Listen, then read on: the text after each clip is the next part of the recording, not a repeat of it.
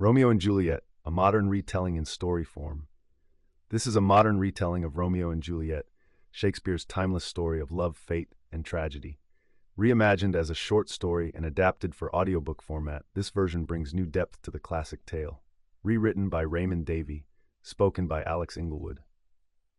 Before we dive in, I'd love for you to subscribe to the channel. That way, you won't miss out on any new stories, whether they're reimagined fairy tales, classic plays, or timeless legends, and it helps support more content like this.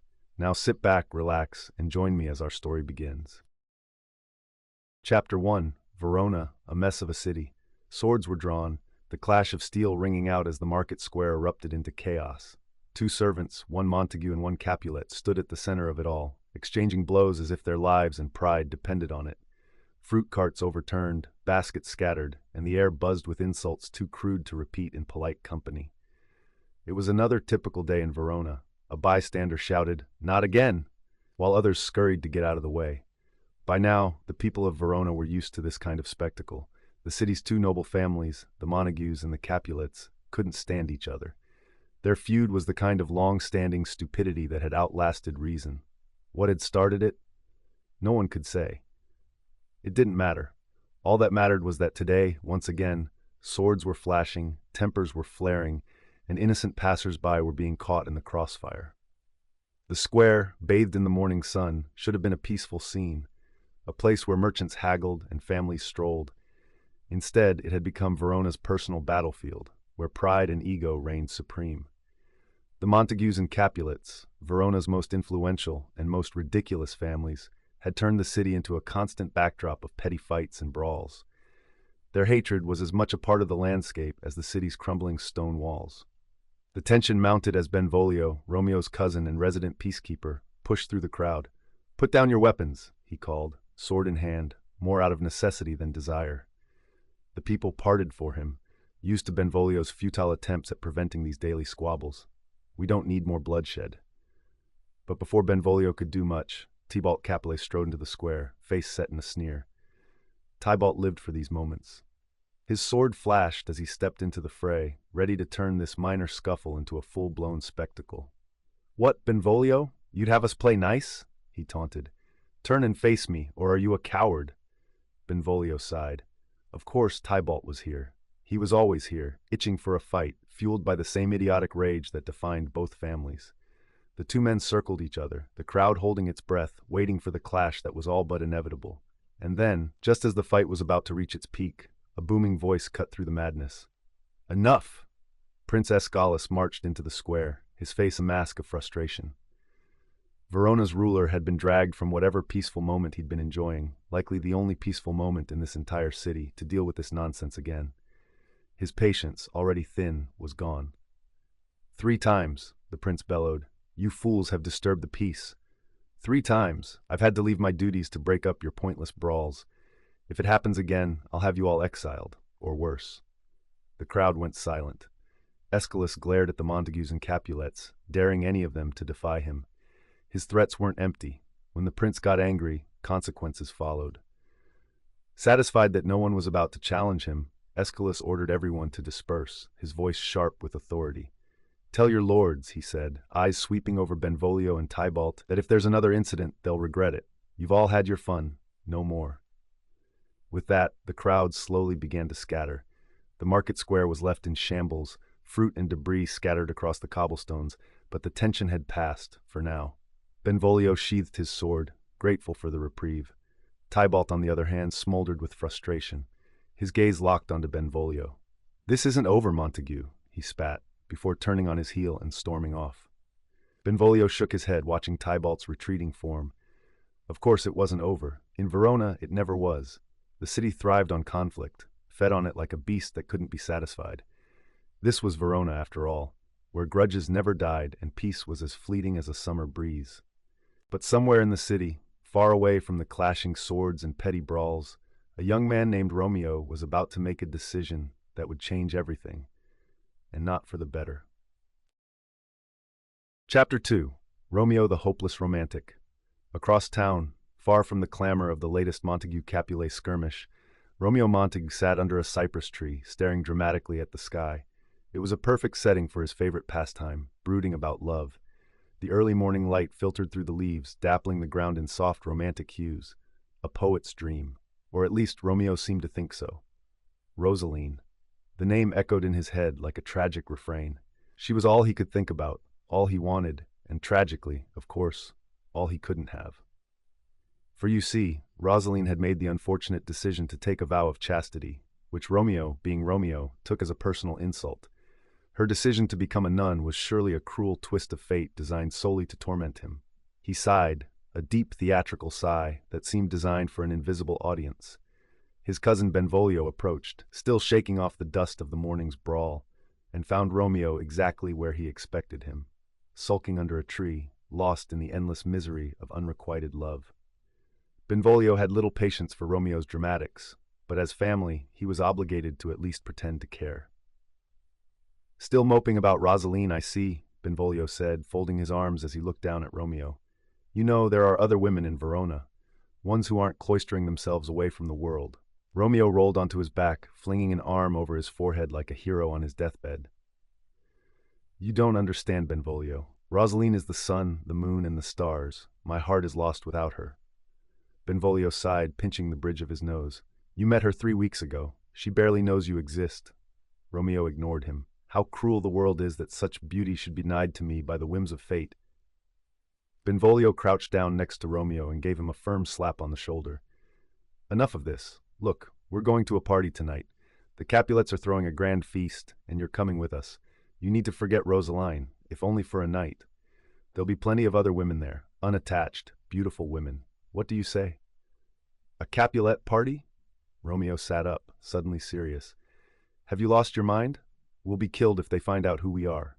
Benvolio waved a hand dismissively.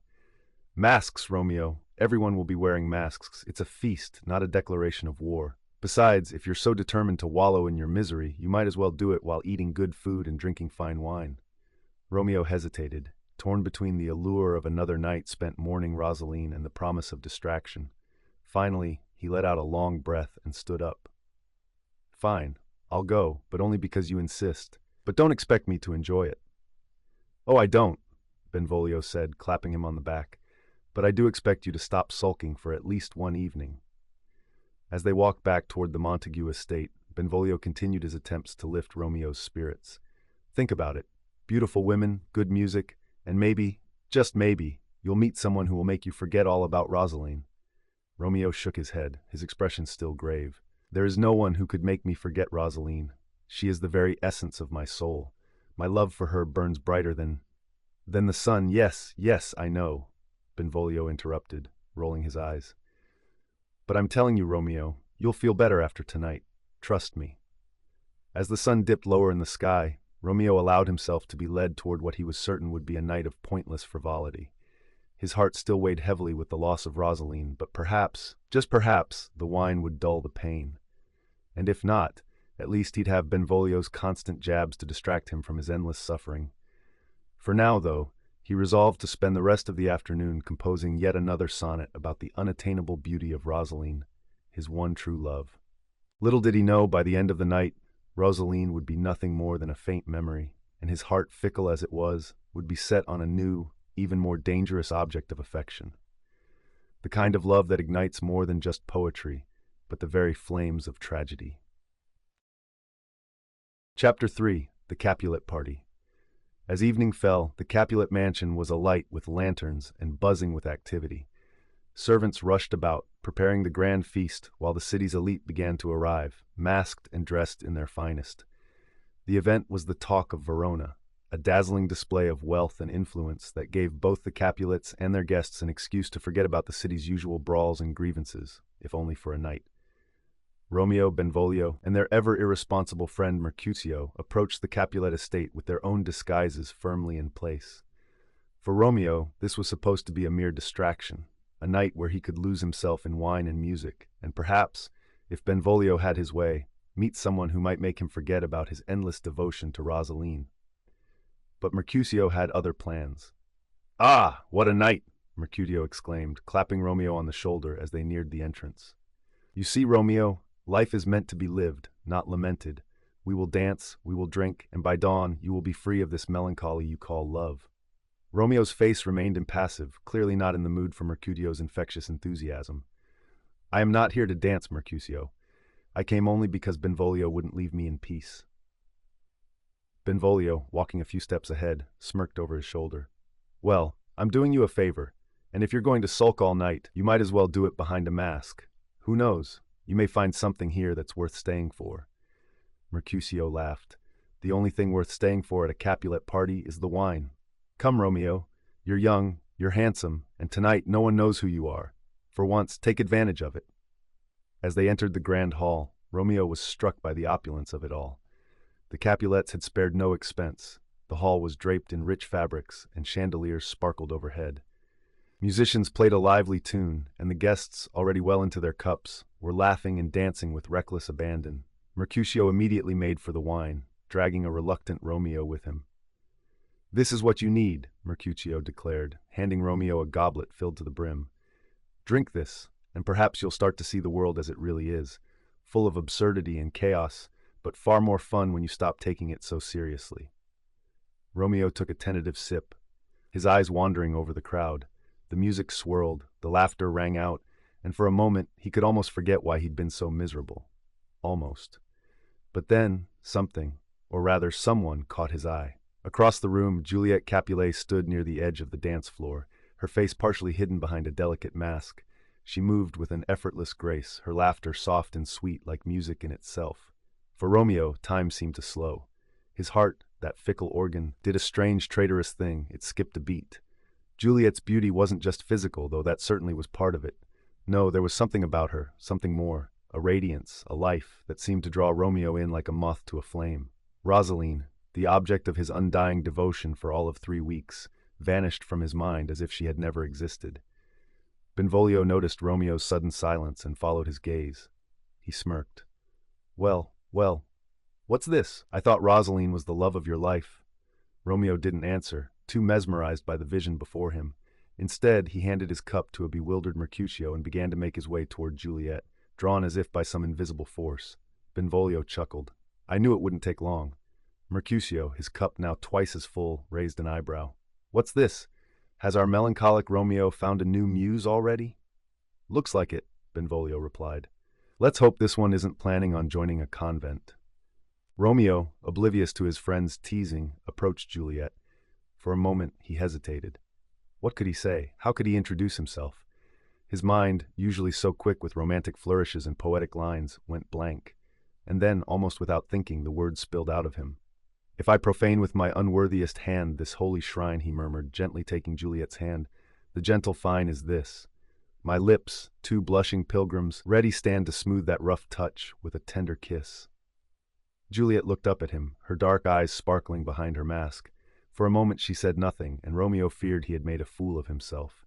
But then she smiled, a smile that sent a rush of warmth through him.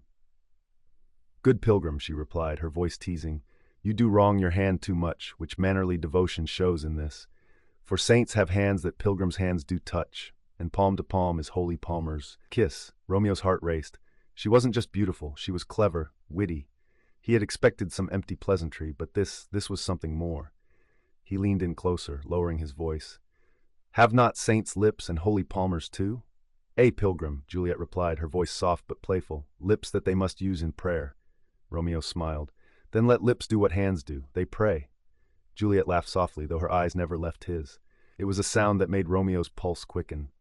"You're bold, sir," she said, though there was no reprimand in her tone. "But I suppose a little prayer never hurt anyone."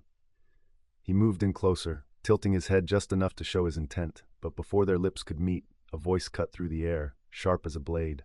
"Juliet!" Romeo froze. The voice belonged to none other than Tybalt Capulet, and his expression when he spotted Romeo was murderous. Romeo, still masked, stood his ground for a moment, but the weight of Tybalt's glare made it clear that his presence would not go unnoticed for much longer. With a quick, regretful glance at Juliet, Romeo stepped back into the crowd, vanishing before Tybalt could approach. As Romeo slipped away, his heart raced, not from fear, but from the excitement of what had just transpired. Juliet, the daughter of his family's greatest enemy, had captured him completely, and for the first time in his life, Romeo knew what it felt like to fall in love, real love, or so he thought. But the night wasn't over, and as the music played on and the wine continued to flow, Romeo's newfound love would only serve to complicate the already dangerous game that was life in Verona. Chapter 4. Love at First Sight, again. Romeo moved through the crowd, heart racing and mind spinning. The masked faces around him blurred into the background as he processed what had just happened. Juliet, her name alone sent a shock through him. He had seen beauty before, or at least thought he had, but this was different. This felt different. It wasn't the shallow infatuation that he'd mistaken for love with Rosaline. This was something deeper, more urgent. His pulse quickened at the thought of her eyes, her voice, the way she had teased him with her clever words. Benvolio and Mercutio caught up to him, both wearing expressions that suggested they'd been watching the entire exchange with some amusement. Well, well, what do we have here? Mercutio grinned, slinging an arm around Romeo's shoulders. Our lovelorn poet has found a new muse, and not even a full goblet of wine in him yet. Tell me, Romeo, is it love this time, or something far more temporary? Benvolio chuckled.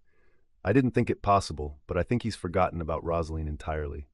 Romeo, still half dazed, shrugged off Mercutio's arm and turned to them both, eyes wide with excitement. She's more than a muse. She's incredible. Her beauty, yes, but also her wit, her spirit. I've never met anyone like her. Benvolio sighed, exchanging a knowing look with Mercutio.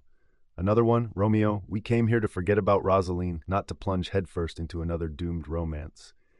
And didn't you say the exact same thing about, what was her name? Oh yes, Rosaline? Mercutio burst out laughing. Ah, yes, the fair Rosaline, so easily forgotten.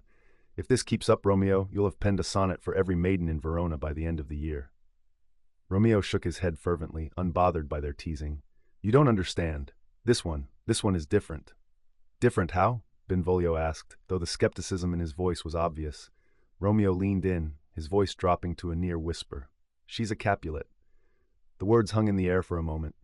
Benvolio's face went from amusement to alarm in the blink of an eye, while Mercutio's laughter abruptly stopped, replaced by a look of disbelief. A Capulet? Benvolio hissed. Romeo, are you mad? You can't be serious. Out of every woman in Verona, you've managed to fall in love with the daughter of the one family that would gladly run you through with a sword the moment they learn your name. Mercutio snorted, half amused, half shocked. Of course. It's almost poetic. The Montague falls in love with the Capulet. It's as if you're trying to make your life a tragedy. Romeo stood firm, his expression unwavering. I can't explain it, but there's something about her. I don't care that she's a Capulet. I have to see her again. Benvolio threw up his hands in exasperation. This is madness, Romeo. We should leave before you make an even bigger mistake. Tybalt's here, and if he catches even a whiff of you, you'll be lucky to leave with your head still attached. At the mention of Tybalt, Romeo's confidence wavered slightly. He'd seen the rage in Tybalt's eyes when he had spotted him near Juliet. The thought of what Tybalt would do if he discovered Romeo's true identity was enough to send a shiver down his spine. But the memory of Juliet's smile, her soft laughter, and the warmth in her gaze overpowered his fear. I'll be careful, Romeo said, though he sounded less certain than before. But I can't just walk away from this. Not now. Mercutio, ever the joker, nudged Benvolio. Well, it looks like we're in for another round of Romeo's grand adventure. What's next, my friend? Shall we scale the Capulet walls? Serenade the fair Juliet under her balcony? Romeo perked up at the suggestion, his mind already spinning with possibilities. The balcony, that's it, he exclaimed, his face lighting up with excitement. Benvolio groaned. Don't tell me you're actually considering it. Romeo, this is absurd. She's a Capulet. This whole thing is going to end badly. Mercutio, already a few cups deep into the wine, laughed. End badly? It's already bad.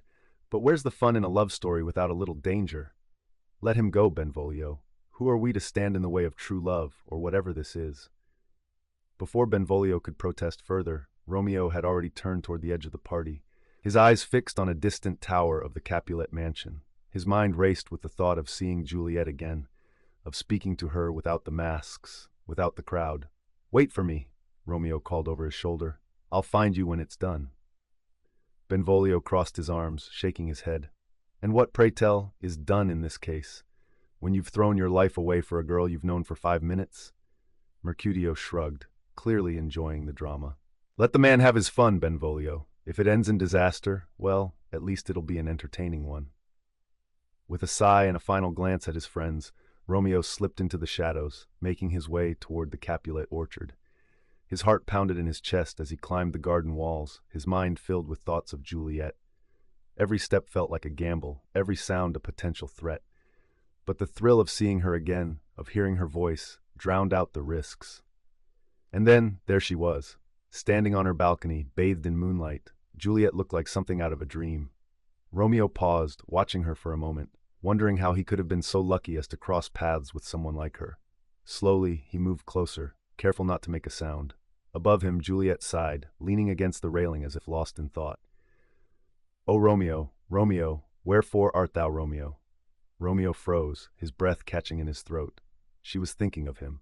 He knew, of course, that her words were meant to lament the fact that he was a Montague, her family's sworn enemy, but still she was thinking of him.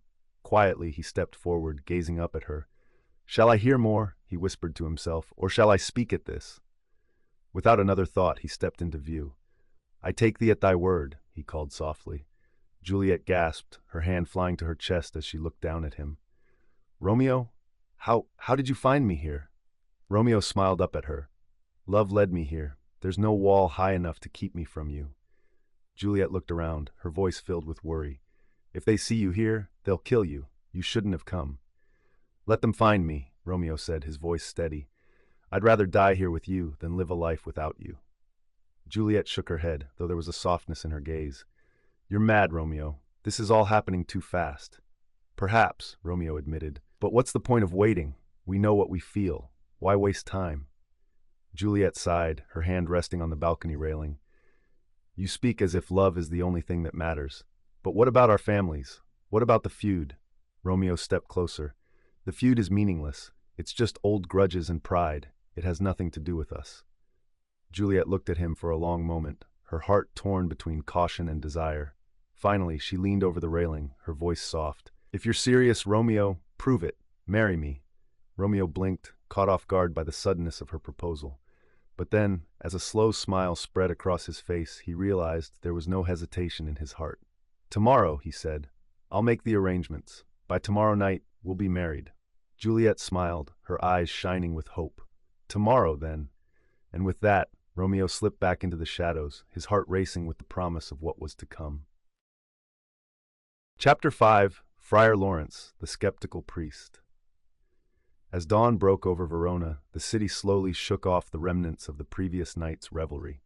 For most, it was just another day. Market stalls were opening, merchants hawking their wares, and the streets were already beginning to fill with chatter and activity. But for Romeo Montague, this day marked the beginning of something much larger than the usual trivialities of Verona life. He was going to marry Juliet. His mind whirled with thoughts of the night before, the way Juliet had looked at him, the conviction in her voice when she had proposed marriage. It all felt surreal, but also inevitable. There was no hesitation, no second thoughts.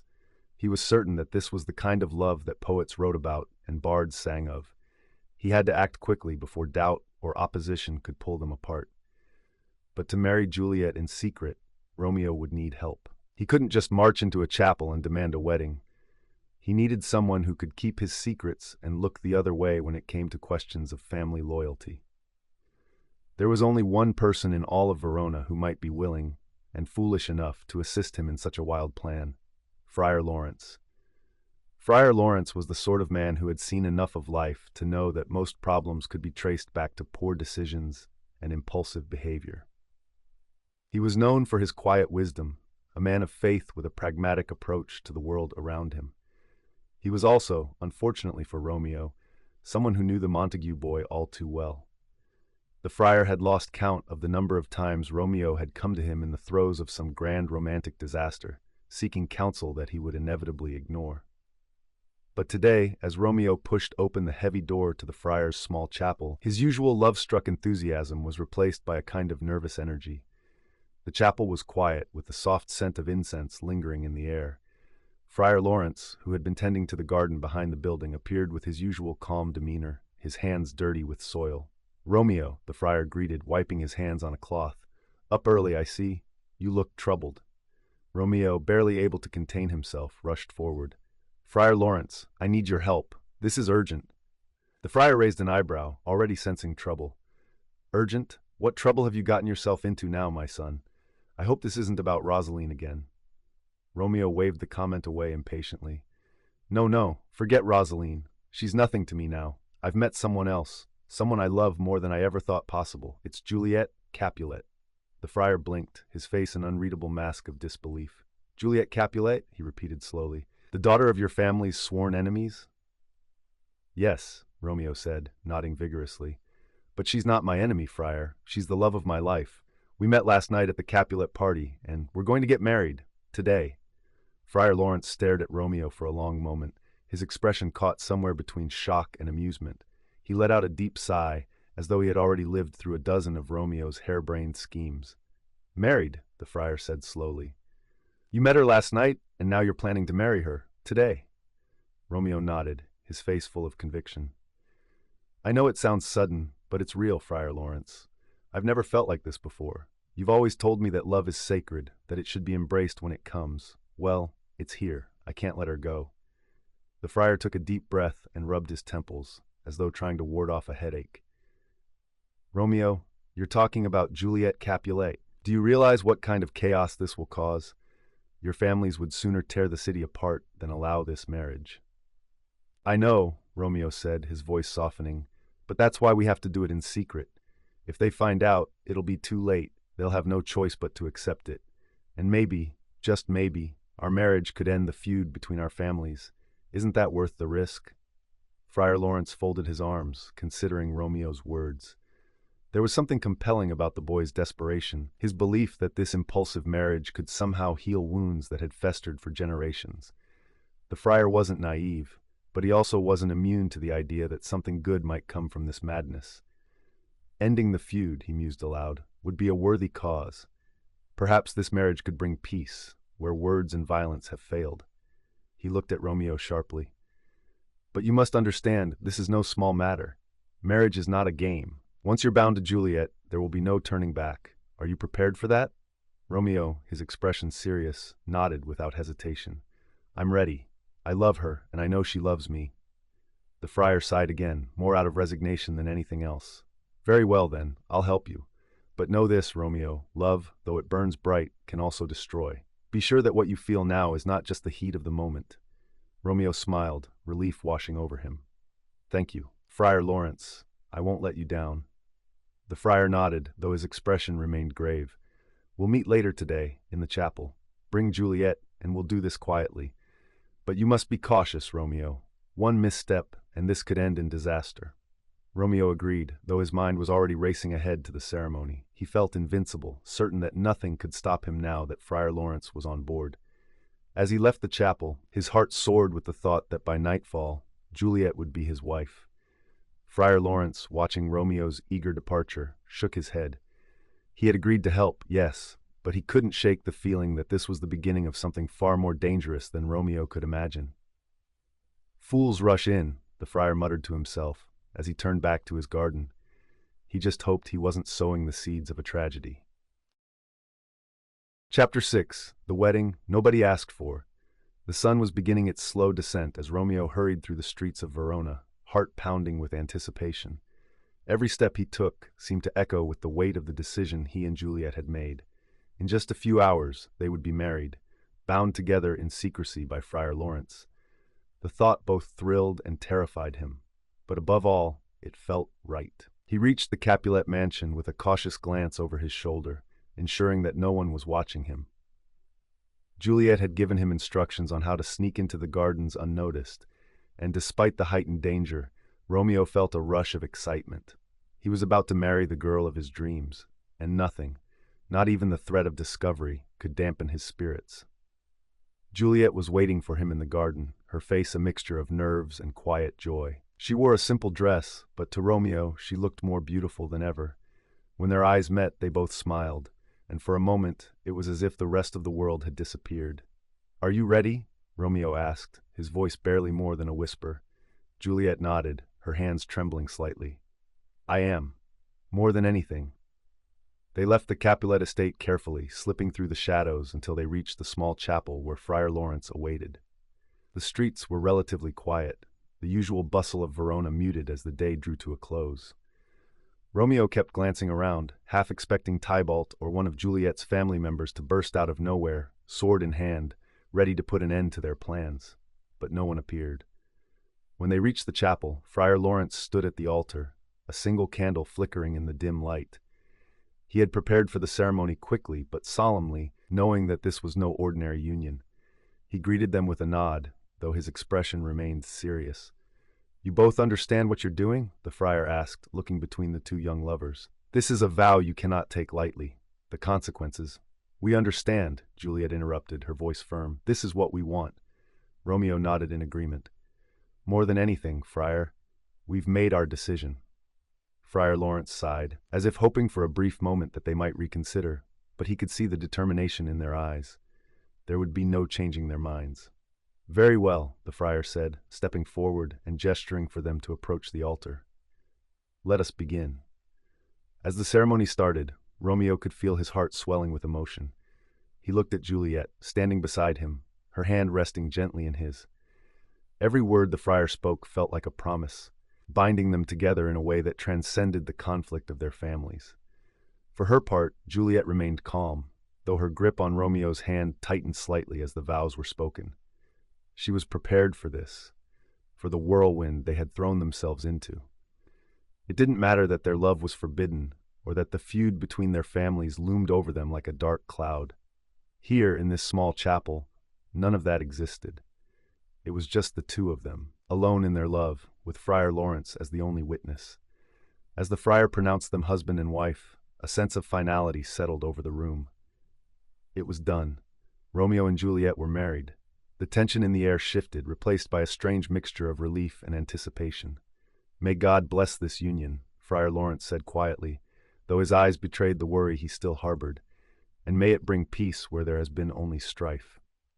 Romeo turned to Juliet, his heart pounding in his chest. "We did it," he whispered, a grin breaking across his face. "We're married." Juliet smiled, though her expression was tinged with the same nervous excitement.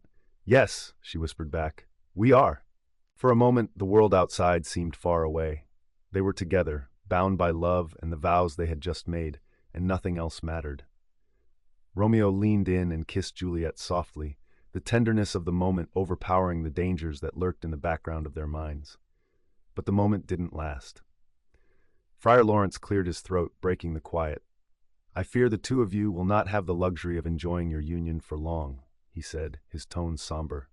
"You must be cautious. Juliet, you must return to your home before anyone notices your absence." Juliet nodded, knowing the truth of his words. "I'll be careful. But what happens now? How will we—" "We'll find a way," Romeo interrupted, squeezing her hand. "We'll be together. I don't care what it takes." Friar Lawrence gave them both a pointed look. "You'll have to be patient, Romeo. This cannot be rushed. You need to tread lightly, or everything you've worked for will unravel before you have a chance to truly be together." Romeo frowned, but he nodded. He knew the friar was right, though it pained him to think of parting from Juliet so soon after they had vowed their lives to each other. "I'll come to you tonight," Romeo said softly, brushing a strand of hair from Juliet's face. "When everyone is asleep, I'll find a way to see you." Juliet smiled, though it was tinged with sadness. "I'll be waiting." With a final glance at each other, Juliet left the chapel, her heart heavy but full of love for the man she had just married. Romeo watched her go, the reality of their situation pressing in on him like never before. The marriage had been the easy part. Now came the difficult task of navigating the world they lived in. Friar Lawrence watched Romeo in silence for a moment before speaking. "You've taken a bold step, my son, but I hope you understand what you've started." "I do," Romeo replied, though his voice lacked the confidence it had earlier. "I know this won't be easy, but I love her. That's all that matters." The friar shook his head slowly. "Love is a powerful thing, yes, but it can also be dangerous. Remember that, Romeo." Romeo said nothing, his thoughts already racing ahead to what would come next. For now, all that mattered was finding a way to be with Juliet, no matter the obstacles. He was determined, more than ever, to make this marriage work. As he left the chapel, the streets of Verona felt different, darker, quieter, as if the city itself was holding its breath, waiting for the storm that was about to break. Chapter 7: Tybalt's Rage and Mercutio's Wit. The next day, Verona seemed unnervingly calm, as if the city itself had yet to sense the storm brewing beneath its peaceful surface. The sun blazed high over the cobblestone streets, but for Romeo, it might as well have been the dead of night. His mind was entirely consumed by thoughts of Juliet, his wife, his secret. He longed to see her again, to hold her, to reassure her that no matter what came next, they would face it together. But Verona wasn't known for letting young love flourish without complications. While Romeo's thoughts danced with memories of Juliet, another figure was prowling through the streets with an entirely different fire burning in his chest. Tybalt Capulet, still fuming from the previous night's intrusion, had not forgotten the masked stranger who had dared to approach his cousin at the Capulet party. The man's presence had been unmistakable. Even through the disguise, he was a Montague, and worse, he had dared to lay hands on Juliet. Tybalt's blood boiled at the thought. This was no longer just a matter of family pride. This was personal. The insult had to be answered, and Tybalt was more than ready to deliver the message with his sword. He stormed through the streets, his eyes scanning for any sign of Romeo Montague. Meanwhile, in the town square, Mercutio and Benvolio were enjoying a rare moment of calm. The marketplace bustled around them, the chatter of vendors and the clatter of carts providing a lively backdrop to their usual banter. Mercutio, ever the joker, leaned lazily against a fountain, twirling his sword idly. "Tell me, Benvolio, where do you think our lovesick friend has wandered off to this morning? Likely writing sonnets to every bird in the sky, no doubt." Benvolio chuckled, shaking his head. "No doubt. Ever since last night, he's been walking around in some sort of daze. I can hardly get a word of sense out of him." "Ah, the curse of young love," Mercutio said dramatically, placing a hand over his heart. "One moment you're waxing poetic about your beloved, and the next you're doing something as foolish as—" But Mercutio's words were cut short as Tybalt Capulet came into view, his face set in a mask of barely contained fury.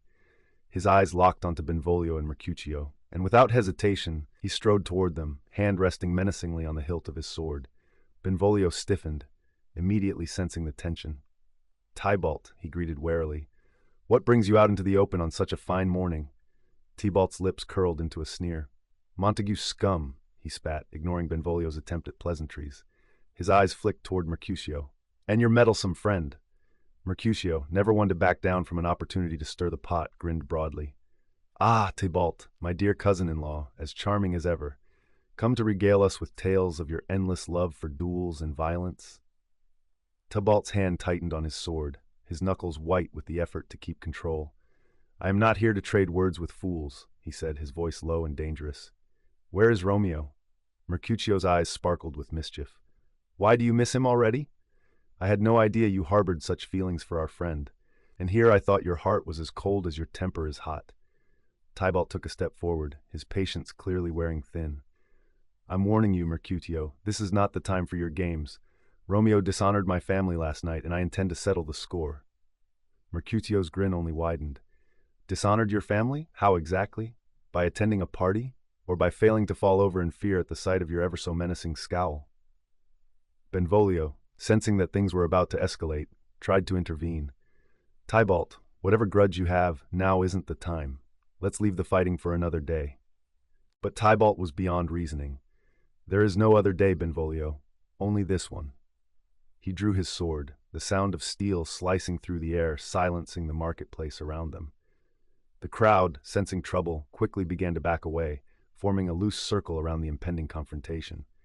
Mercutio, far from being intimidated, unsheathed his own sword with a flourish, twirling it in his hand as if he were preparing for a dance rather than a duel. "If it's a fight you want, Tybalt, then I'm more than happy to oblige. But I warn you, I won't be going easy on you just because you're Juliet's cousin." Tybalt's eyes narrowed. "This is between me and Romeo, not you." "Ah, but Romeo's not here," Mercutio said with a shrug, "so I suppose you'll have to make do with me." Before Tybalt could respond, a familiar voice broke through the tension. "Stop!" Romeo rushed into the square, breathless and wide-eyed, as he saw the scene unfolding. His heart lurched at the sight of Tybalt's drawn sword, and Mercutio, already poised to fight, grinning like this was all some sort of joke. Romeo stepped between them, holding up his hands. "Tybalt, please, this doesn't have to happen." Tybalt's face twisted into a snarl. "Ah, there you are, Montague. I've been looking for you." Romeo shook his head, desperation edging into his voice. Tybalt, I don't want to fight you. I have no quarrel with you. Tybalt's eyes blazed. No quarrel?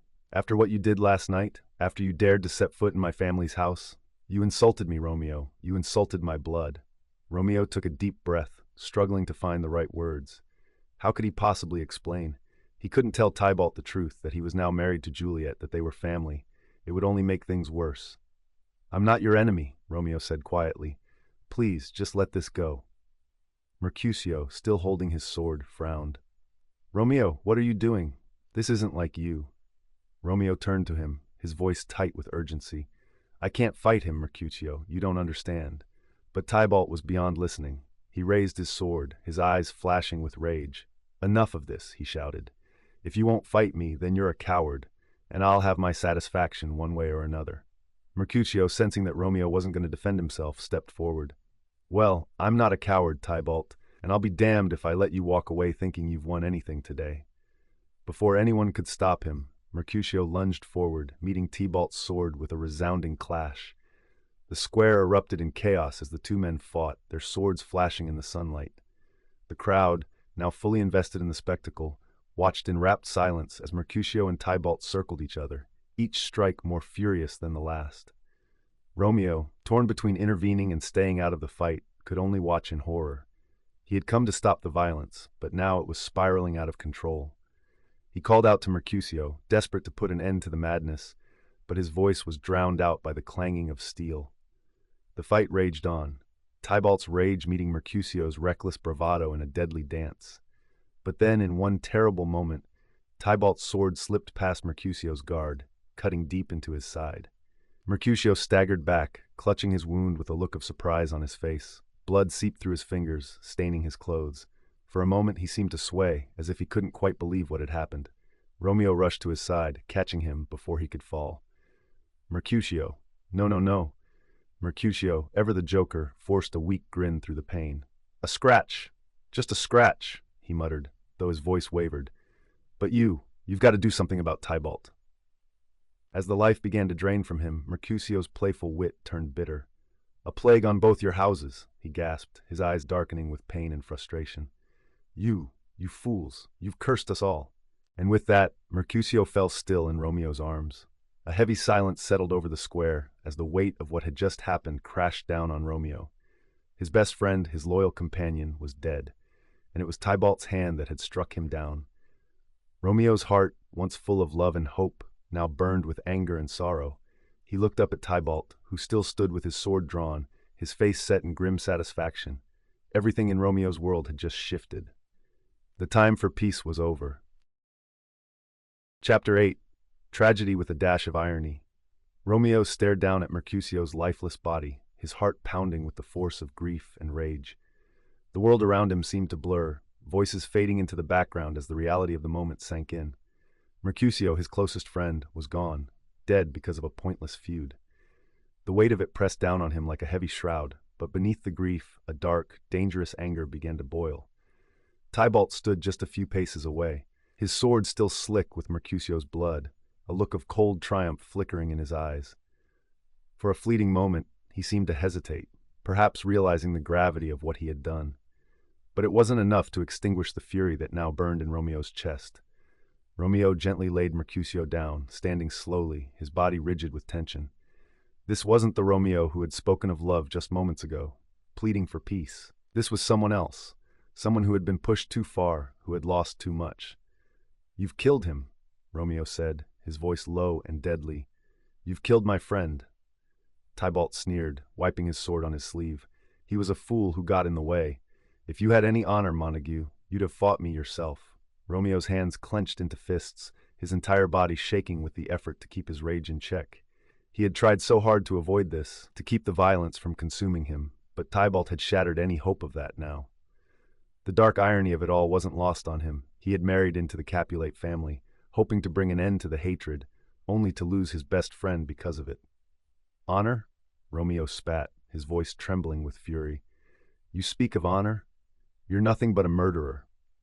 Tybalt's grin faltered for just a second, as if he hadn't expected Romeo to come back at him with such venom. "Then fight me, Romeo," he challenged, raising his sword again. "Let's end this." For a moment, everything seemed to stop.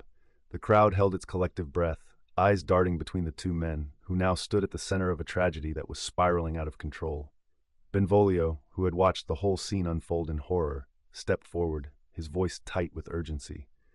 "Romeo, don't do this," Benvolio pleaded, his eyes wide with fear. "If you fight him now, you'll only make things worse. Think about Juliet. Think about what she would want." But it was too late. Romeo's mind had already been made up. There was no turning back from this. In a single, fluid motion, Romeo drew his sword, the metal flashing in the afternoon sun. His heart, heavy with grief and rage, pushed him forward, and before he even realized it, he was lunging at Tybalt, their swords clashing with a sharp metallic ring. Tybalt was quick, but Romeo was faster. His grief fueled his every movement, and the fury that burned inside him made him reckless. The crowd that had gathered gasped, watching as the two men fought with a savage intensity, each strike more brutal than the last. Tybalt had expected an easy victory, the same smug confidence that had driven him into the earlier fight with Mercutio still shining in his eyes. But he hadn't anticipated the raw power of Romeo's fury. He stumbled, trying to regain his footing as Romeo pressed the attack, his strikes growing faster, harder.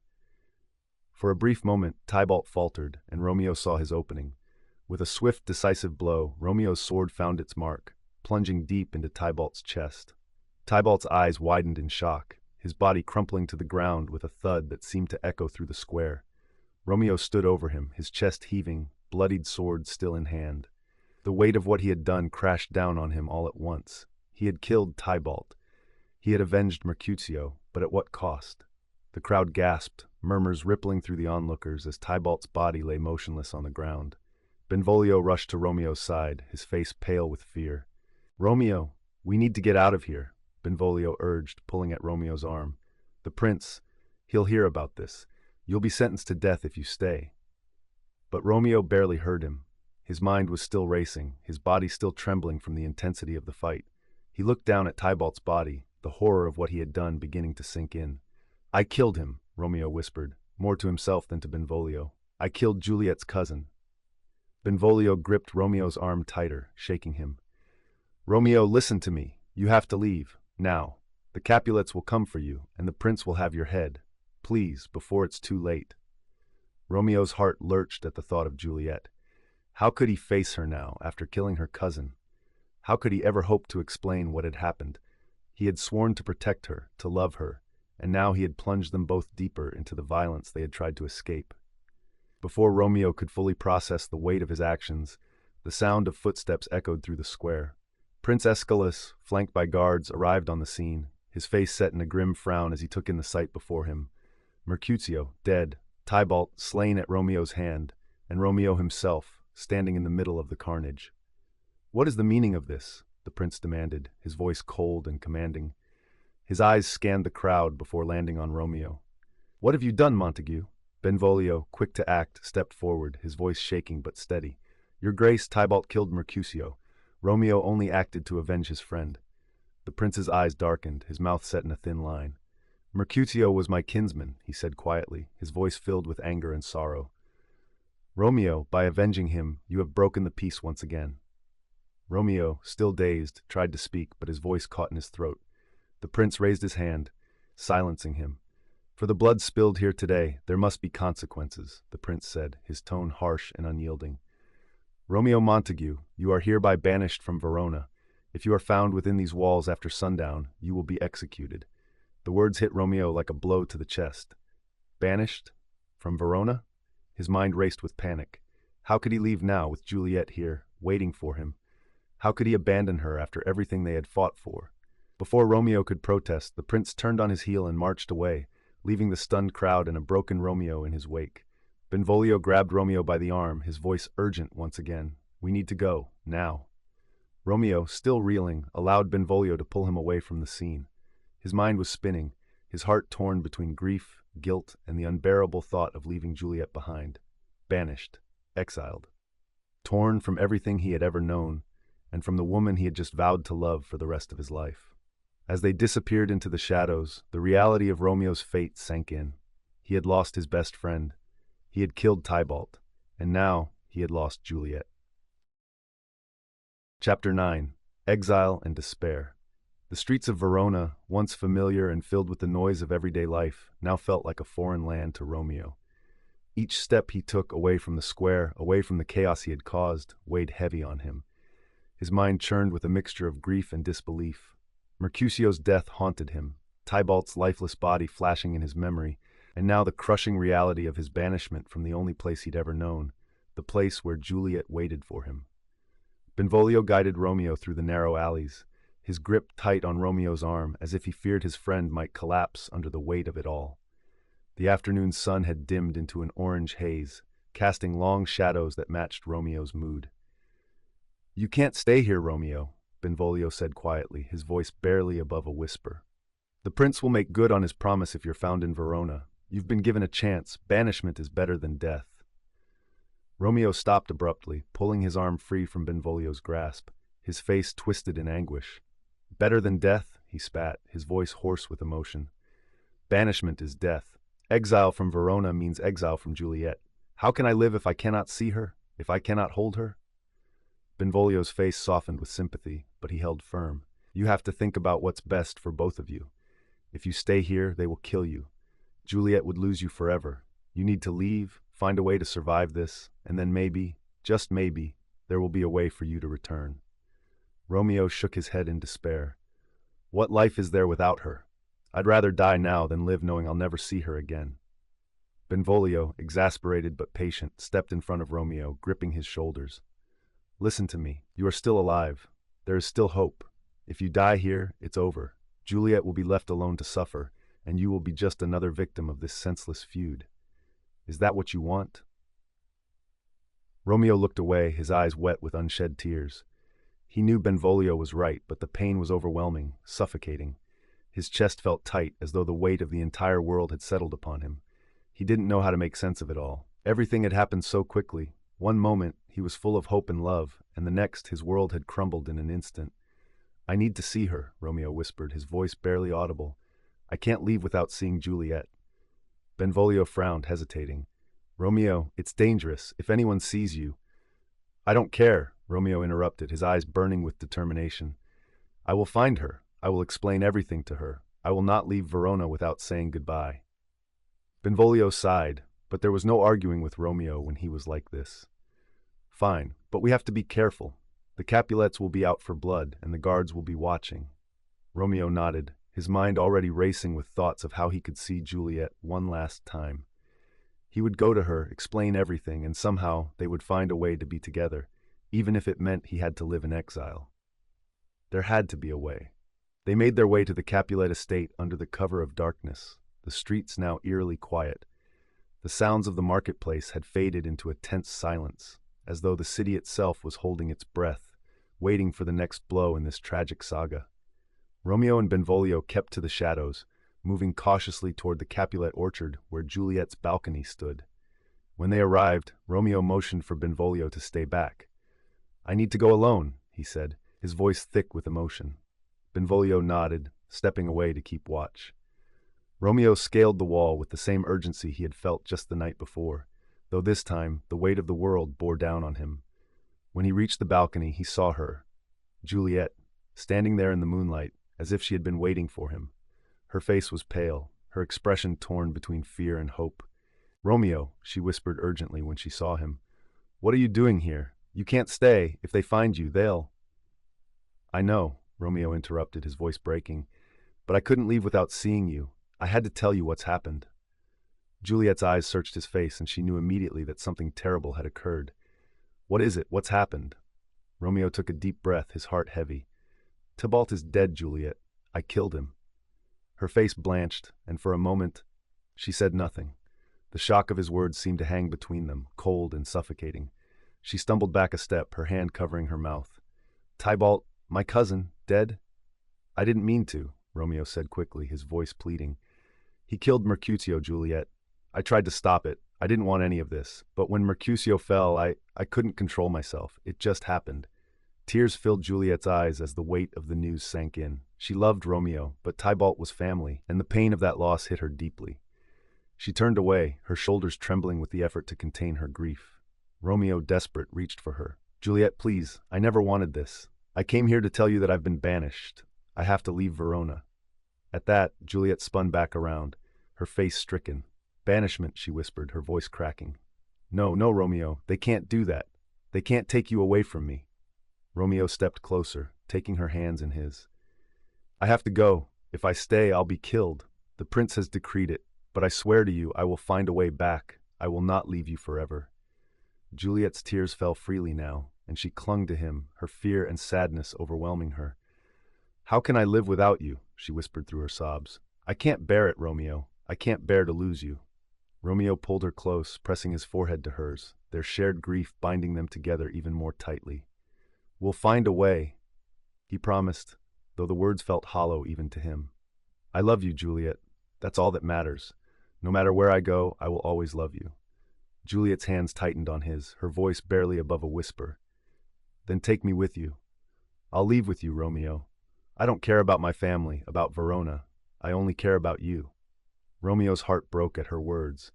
He wanted nothing more than to sweep her away, to escape the chaos and hatred that surrounded them, but he knew it wasn't that simple. "I want to," he said, his voice thick with emotion, "but it's too dangerous. I need to go first, find a place where we can be safe. Then I'll come for you, I swear." Juliet nodded, though the fear in her eyes was clear. "Promise me you'll come back," she whispered. "Promise me, Romeo." "I promise," he said, brushing away her tears. "Nothing will keep me from you." They stood there for a long moment, wrapped in each other's arms, knowing that this might be the last time they would see each other for who knew how long. The stars above them seemed to mock their pain with their distant, cold light, indifferent to the tragedy unfolding beneath them. "I have to go," Romeo finally said, his voice thick with sorrow. Juliet held on to him for a moment longer, then reluctantly let him go. "I'll wait for you," she whispered. "No matter how long it takes, I'll wait for you." Romeo kissed her softly, a bittersweet farewell that lingered in the air as he turned and disappeared into the shadows, leaving Juliet alone on the balcony, her heart breaking with each passing second. As Romeo slipped away into the night, the weight of his promise hung heavy in the air. He had sworn to return, but the path ahead was uncertain, fraught with danger and despair. And as Juliet watched him go, she couldn't shake the terrible feeling that this was only the beginning of their sorrows. Chapter 10. The Plan Goes Awry. Juliet remained on the balcony long after Romeo had vanished into the night, her heart heavy with dread and the unbearable ache of separation. The silence of the garden felt oppressive, pressing in on her as she replayed Romeo's words in her mind. He had promised to return, but the looming threat of his exile cast a dark shadow over that promise. How could he come back when the prince himself had ordered his banishment? And if Romeo were caught in Verona again, he would surely face death. The idea of living without him, even for a short time, was unbearable. The world seemed colder now, crueler, as if it had conspired against their love. But Juliet, in her grief and desperation, could not see a path forward. She needed help. The next morning, Juliet made her way to the small, dimly lit chapel where Friar Lawrence resided. The familiar scent of incense filled the air as she entered, but today it offered her no comfort. She moved quickly, her steps light but determined, until she found the friar in the garden, tending to the herbs he so carefully cultivated. He looked up as she approached, his wise eyes immediately reading the pain etched into her face. "Juliet," Friar Lawrence said, rising to greet her, "I feared this day would come." Juliet didn't waste time with pleasantries. "Friar Lawrence, you have to help me. Romeo has been banished, and if he doesn't return, if we're separated for too long, I'll die. I can't live without him." The friar regarded her with a mixture of sympathy and concern, his hands resting on his robes. "I know this is difficult, my child, but you must be patient. Romeo's exile is a mercy, considering the prince's wrath. It could have been worse." "Worse," Juliet repeated, her voice trembling. "It couldn't be worse. He's gone, friar, and I can't follow him. We're married, but what good is that if we're kept apart?" The friar sighed, rubbing his forehead as he considered her words. He had hoped that the marriage might have brought peace to the warring families, but now it seemed to have ignited an even greater tragedy. But he could not abandon Juliet in her hour of need. "There may be a way," the friar said slowly, his mind racing through the possibilities. "A way for you to be with Romeo, though it will be risky, very risky." Juliet's eyes lit up with a flicker of hope. "Tell me, I'll do anything. Please, Friar Lawrence, whatever it is, I'll do it."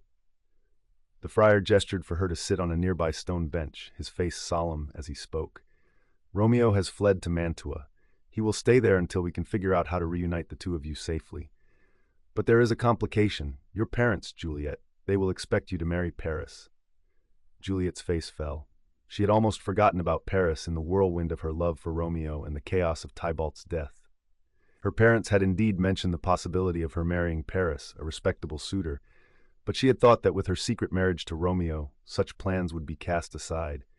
She hadn't anticipated that Romeo's banishment would throw her back into her family's hands, and the prospect of marrying Paris now felt like a prison sentence.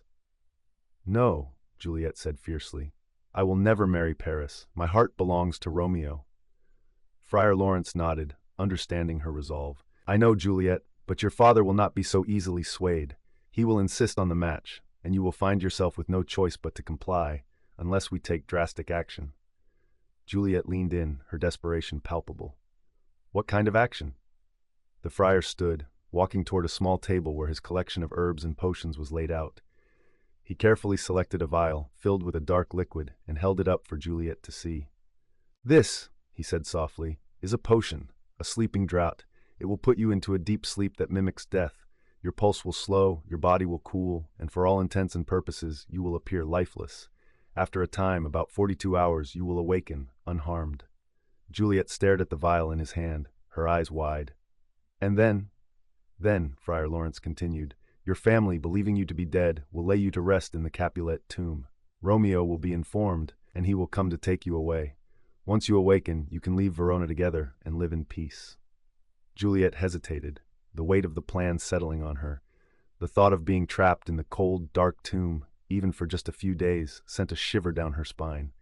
But it was the only way. If she didn't act now, her family would force her to marry Paris, and she would lose Romeo forever. "I'll do it," she said firmly, taking the vial from the friar's hand. "I'll take the potion tonight. Please, tell Romeo what you've planned." Friar Lawrence placed a hand on her shoulder, his eyes filled with both admiration for her courage and worry for what was to come. "Be brave, Juliet.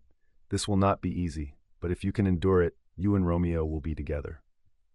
That night, after returning to the Capulet estate, Juliet moved through the house like a ghost. She spoke little, nodding mechanically when her parents mentioned Paris and the wedding preparations, which they intended to accelerate in light of Tybalt's death. She forced herself to smile when spoken to, but her heart was already set on the dark plan she would carry out before the sun rose again. In the solitude of her room, she stared at the small vial of potion in her hands. It looked so simple, so unassuming, yet it held the power to change everything. With a deep breath, she uncorked the vial, raising it to her lips. She hesitated for a heartbeat, fear creeping into her mind, but then the image of Romeo, banished and alone in Mantua, flashed through her thoughts, and she drank the liquid in one swift motion. The potion was bitter, and it burned as it slid down her throat. Juliet quickly lay down on her bed, clutching the blankets as a strange numbness began to spread through her body. Her limbs grew heavy, her breath slowing, and the world around her began to fade. Her last conscious thought was of Romeo, his face clear in her mind as she slipped into darkness. The next morning, the Capulet household was in an uproar. Lady Capulet's screams echoed through the halls as she discovered her daughter, lying cold and motionless in her bed, her eyes closed as if in eternal sleep. Servants rushed about, panic and grief taking hold of everyone as the word spread: Juliet Capulet was dead. Lord Capulet, stricken with grief, ordered preparations for her funeral immediately. The wedding to Paris was forgotten, replaced with the grim task of burying his only daughter. Juliet's body was carried to the family tomb, where she was laid to rest in a grand stone crypt surrounded by the remains of her ancestors. Her family wept as they sealed the tomb, believing they had lost her forever. But deep inside the tomb, Juliet slept. The potion worked its magic, keeping her in a death-like slumber while the world mourned her passing. However, unbeknownst to Juliet, Friar Lawrence's message to Romeo never reached its destination.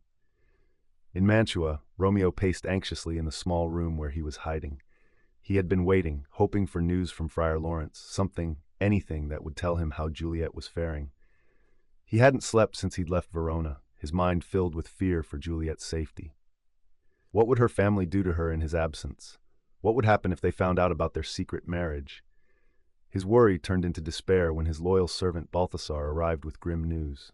"Romeo," Balthasar said breathlessly, his face pale, "I bring terrible news from Verona. Juliet is dead." Romeo froze, the words hitting him like a physical blow. "What?" he whispered, his voice shaking. "No, that's not possible. She can't be." Balthasar's face was filled with sorrow. "I'm sorry, my lord, but it's true. I saw them carrying her to the Capulet tomb myself. She's gone."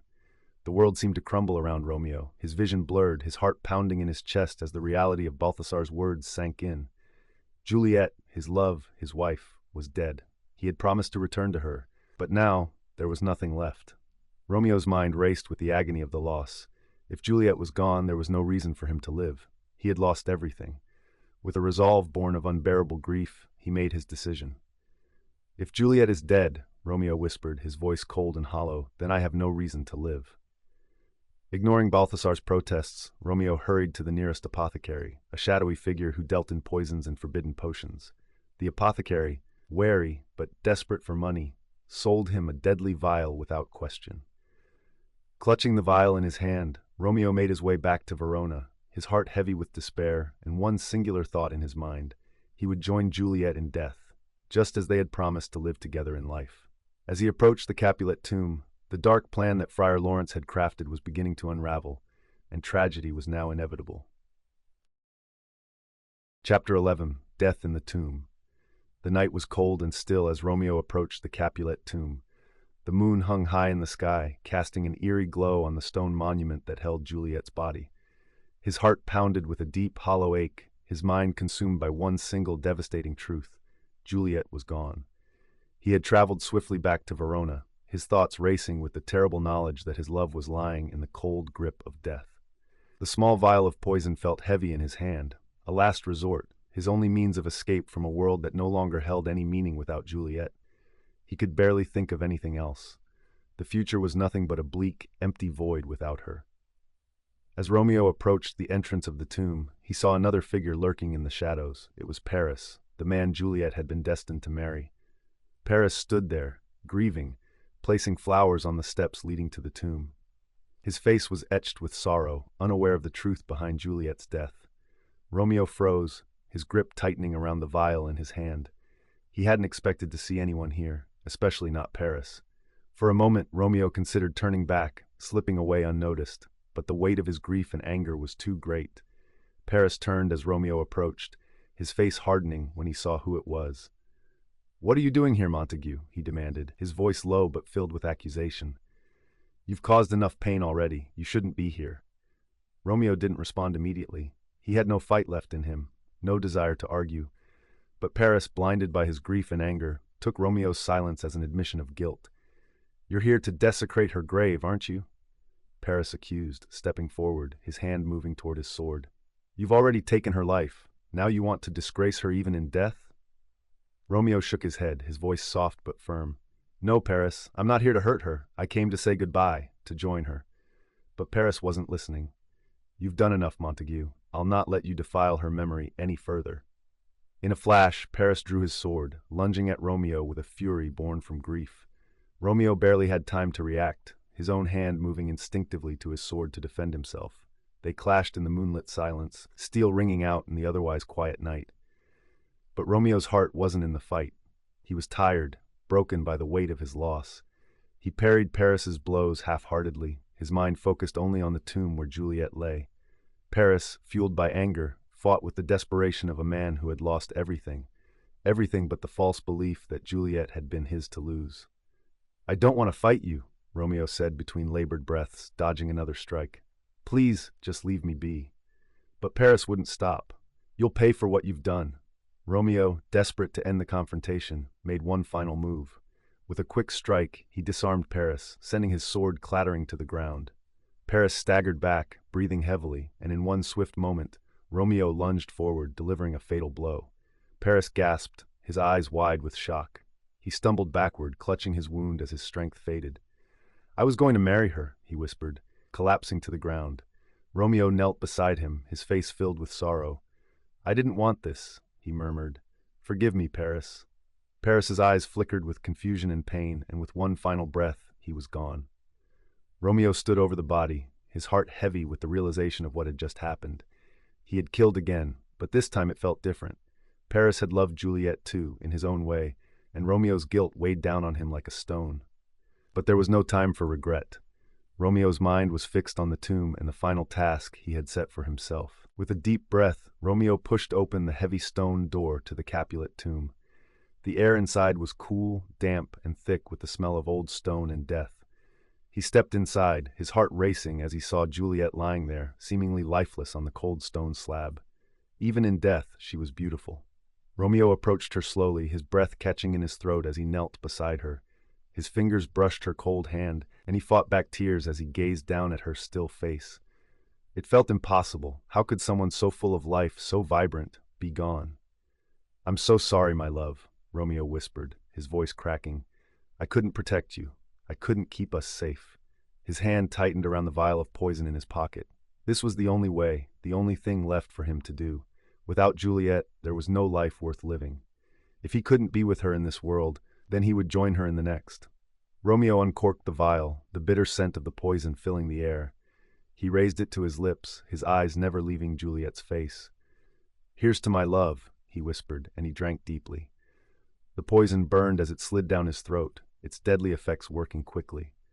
Romeo gasped, the world around him spinning as the poison began to take hold. He collapsed beside Juliet, his vision blurring, his body weakening with each passing second. As he lay there waiting for the end, something strange happened. Juliet stirred. At first it was just a faint movement, a slight flutter of her eyelids, but then her chest rose and fell as she took in a sharp breath, and her eyes opened, wide and disoriented. She blinked, her vision focusing on the figure lying beside her. "Romeo." "Romeo?" Juliet's voice was hoarse, barely above a whisper, but filled with confusion and fear. Romeo, his body trembling from the effects of the poison, turned his head toward her. His eyes filled with both shock and joy, though his voice was weak. "Juliet, you're alive." Juliet's heart raced as she sat up, realizing with horror what had happened. What have you done?" she cried, seeing the empty vial in his hand, the realization crashing over her like a wave. "I thought you were gone," Romeo whispered, struggling to breathe. "I couldn't live without you." Tears filled Juliet's eyes as she grasped his hand, panic rising in her chest. "No, no, Romeo, you can't leave me. Please, don't leave me." But it was too late. The poison had done its work, and Romeo's strength was fading fast. He reached up to touch her face one last time, his fingers trembling. "I love you, Juliet, forever." With that, Romeo's eyes closed, his body falling limp as the last breath left him. Juliet's scream echoed through the tomb, her heart breaking into a million pieces as she clutched his lifeless body. She sobbed uncontrollably, shaking him, begging him to wake up, but there was nothing left. Romeo was gone. The horror of the moment consumed her. She had lost him, lost everything.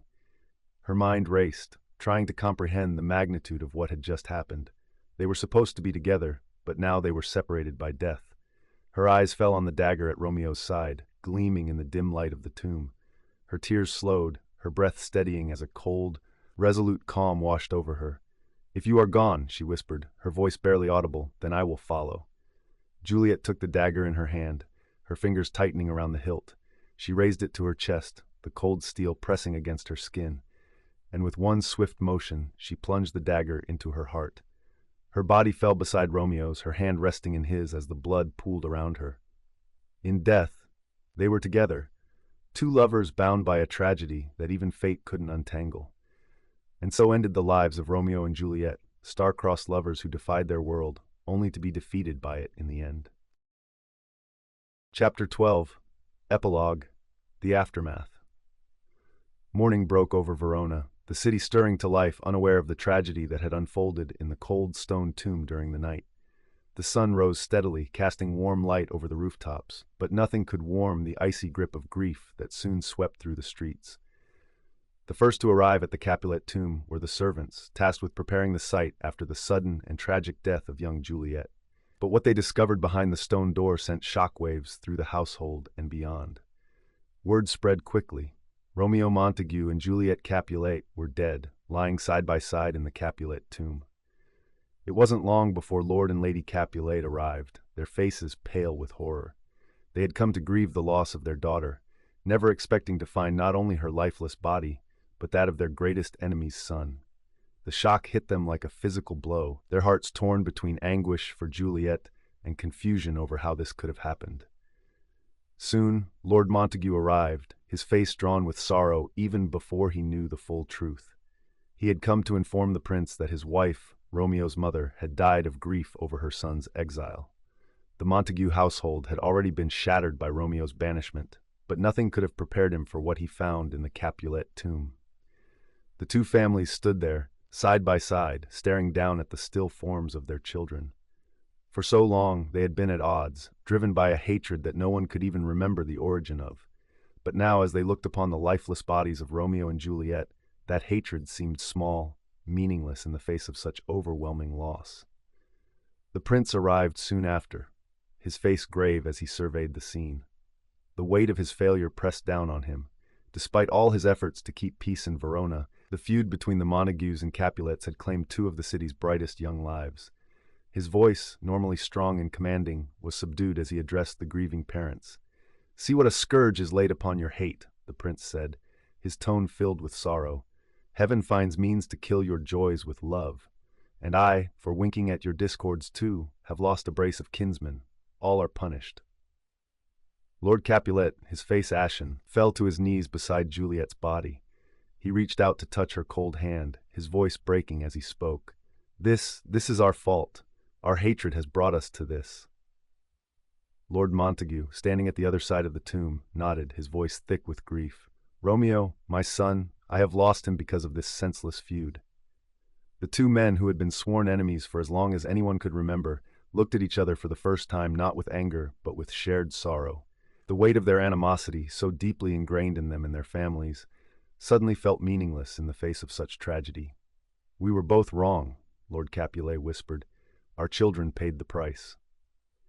The prince stepped forward, his eyes filled with sorrow as he looked upon the tragic scene. "There will be no more fighting between your houses," he declared. "I will see to it that this feud ends today. Verona cannot bear more bloodshed, not after this." The Capulets and Montagues exchanged a long, solemn look. In the silence that followed, there was no need for words. The enmity between their families, so carefully nurtured for generations, had been shattered in the most painful way possible. "Let us end this war," Lord Montague said, his voice shaking with emotion, "in honor of our children." Lord Capulet nodded in agreement, his eyes red with unshed tears. "Yes, no more." As the bodies of Romeo and Juliet were carried from the tomb, side by side as they had been in death, the people of Verona gathered to witness the sorrow of their once feuding families. The city, which had been divided for so long by the Montague-Capulet rivalry, now stood together in grief. In the days that followed, the feud between the two houses dissolved. A statue was erected in the city square in honor of Romeo and Juliet, their love now a symbol of both the beauty and the tragedy of life. The people of Verona would never forget the two young lovers who had dared to defy their world, even as the world fought back with a vengeance. The prince, standing before the statue as it was unveiled, spoke to the gathered crowd. For never was a story of more woe than this of Juliet and her Romeo. And with that, the tale of Romeo and Juliet came to a tragic close, a lesson in the destructive power of hatred and the fleeting nature of love. In the end, their love had brought peace to Verona, though it came at a price that no one could ever have anticipated. The families of Montague and Capulet, forever changed by the loss of their children, vowed to honor the peace that Romeo and Juliet had died for. But the tragedy of the star-crossed lovers would live on in the hearts of Verona's people, a reminder of what had been lost and what had been gained through their love. End of the epilogue and the end of the tragedy of Romeo and Juliet. Thanks for listening. If you enjoyed this retelling, make sure to subscribe and hit the notification bell so you never miss new stories. We bring classic plays, fairy tales, and timeless stories to life with a fresh twist. And if you know someone who'd enjoy these reimagined tales, please share the channel with them. Your support helps us continue to grow and bring more stories to you.